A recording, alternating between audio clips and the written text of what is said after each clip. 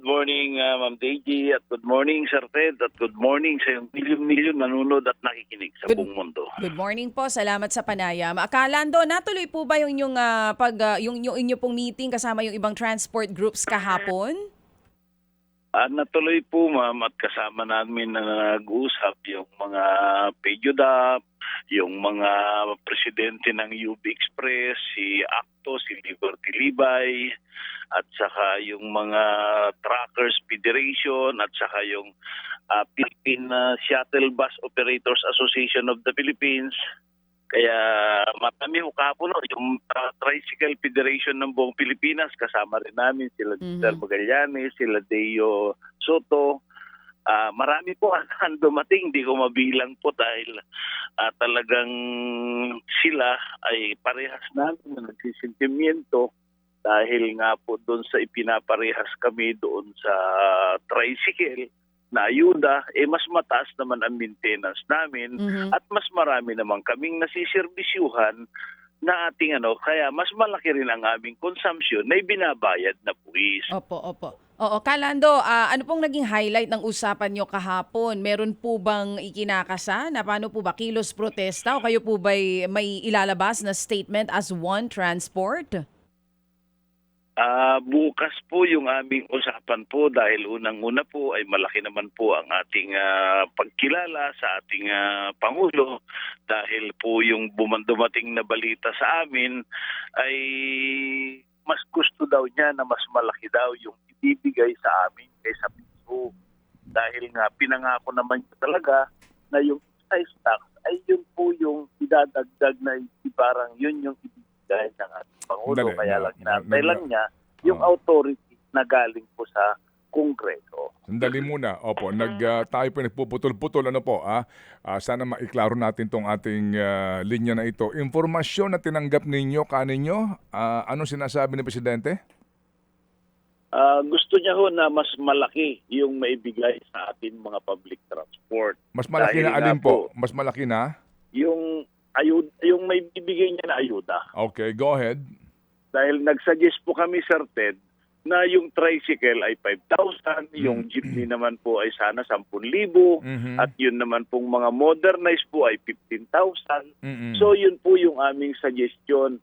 At saka yun sana naman po pamasahe kung mamarapatin po ng ating gobyerno kung magkano ay malalaman namin po dahil mayroon naman pong pasabi na sa amin na mag-antay lang kami ngayong maghapon dahil nga kahit holiday ay tinatrabaho naman po nila. Sige, yung, meron ho bang kinatawan ang Presidente sa meeting po ninyo? Sino po nagsabi no na mas gusto ng Presidente na mas malaki ang inyong ayuda? Tinix lang po sa amin, Sir Ted, at ayaw naman namin na ma-preempt na unahan ng ating Pangulo. Kaya kami po ay hindi po sarado dahil po may nagpasabi na haharapin daw kami ng Pangulo. Kaya yung ginawa namin na pagkasundan na hanggang bukas ng tanghali po ay saka kami magdideklara kung hindi kami tatawagin ng Pangulo at hindi tama ho yung mga ibinalita sa amin, saka kami magdideklara. Okay, sige. So ang critical po dito, Sunday ng 12 noon. Sa Saturday ho. Bukas po, Sabado.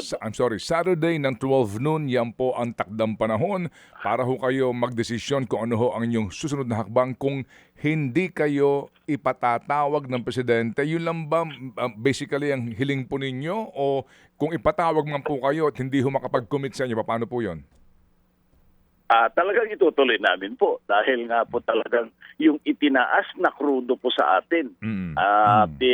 Yan po pinanghahawakan namin yung balita na narinig namin na sinasabi ng ating Secretary Garin ay mayroon tayong sapat na stockpile hanggang katapusan pa ng April, mayroon tayong stockpile. Yun po sinasabi niya. Nagtataka tayo dahil nga doon sa sinasandalan na deregulation law, kaya nila talagang itaas ang mga oil company. Kaya kami ay naniniwala rin, sumusuporta doon sa sinabi ng ating Senate President na dapat revision na talaga itong deregulation law dahil ito na po yung ugat ang paghihirap natin ngayon. Okay, sige. So, meantime po na wala pa ho kayong aumento sa pamasahe, wala pa kayong ayuda practically tinatanggap, tuloy lang ho ba ang inyong Opo. pasada ngayon? Tuloy lang ho ba kayo?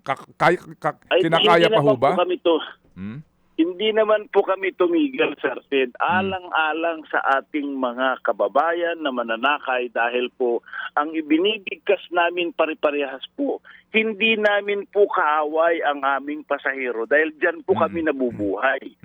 Pagkos kami po ay kung mangyari man yun na hindi kami pansinin at hindi kami pagbigyan, yan po ang oras na aming isasasabihin pagdating ng Sabado, yun po yung aming itinakda, na kami po ay makikiusap sa buong sambayan ng Pilipino, humihingi ng paumanhin na hindi mang namin kagustuhan po ito, parang pinilit na po kami. Okay, sige po. Sir, mga magkano po so far ang tingin nyo yung makatarungan na ayuda na ibibigay sa inyo? Bagamat ito ho yata ay one time lamang nabigay. So far po.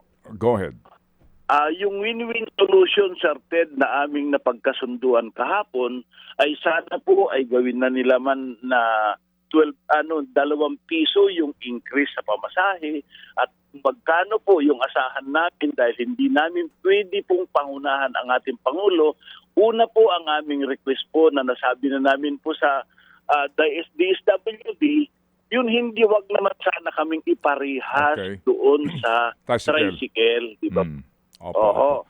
Na 5,000 sa tricycle, 10,000 sa jeepney na traditional at yung pong modernized na sinasabi, ako ho hindi ko tatanggap sa jeepney, na modernized jeepney ang pangalan yan. Modernized public transport dahil minibus po yan, hindi jeepney po. Ginagalang ko po yung pambansang panlupang sasakyan ng Pilipinas na deklarado ng Kongreso at Senado. Kaya modernized minibus ang tawag po dyan po. Okay, sige po.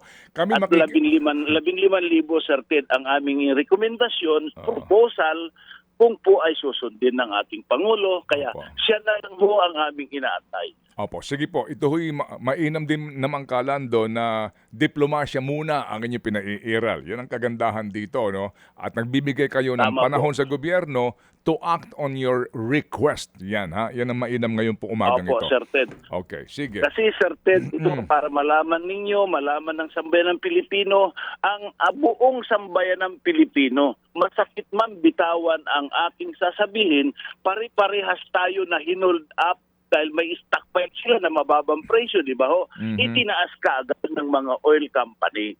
Kaya, pasensya na po sa DOE na sinasabi namin na spokesperson sila dahil sila naman talagang nangangatuwiran na nagsasabi na naririnig natin kung bakit nagtataas ang mga oil company. Di ba po?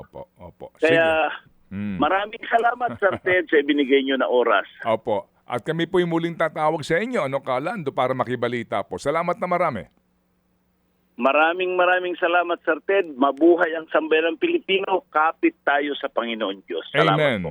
Mga kapatid, para sa iba pang mga balita at impormasyon, sundan niyo po kami sa X, Instagram, Facebook at syempre sa TikTok, True Network PH. Mag-subscribe din po kayo sa aming YouTube channel, True Network. May website din po tayo, truenetwork.ph. At pwede nyo rin po kaming mapanood sa Channel 19 ng aming True FM TV. Lagi pa rin makinig sa radyo dito po sa 105.9 True FM dahil dito, laging true sa'yo, kapatid. Ito tayo sa totoo, tunay at tapat.